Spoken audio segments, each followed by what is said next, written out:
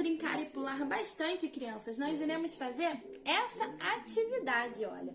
Vocês estão vendo? Vocês conseguem ver aqui, ó? Vocês vão pegar nossas folhinhas e vão abrir nessa página, onde tem uma menininha e uma fogueira.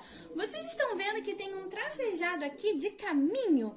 Pois é o caminho que vai levar a menina até a fogueira. Vamos começar daqui com o nosso lápis e traçar qual caminho que ela vai usar para chegar na fogueira, né? Ela quer se esquentar, não é verdade?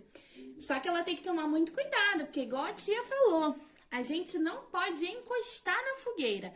Nós podemos usar ela apenas para nos aquecer. Muito bem. Então a tia guarda a foto de vocês, levando aí, ó, a menininha até a fogueira, né?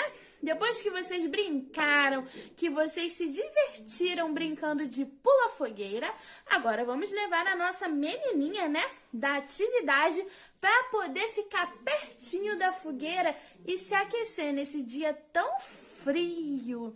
Então a tia Elô aguarda a atividade de vocês, tá bom, criançada?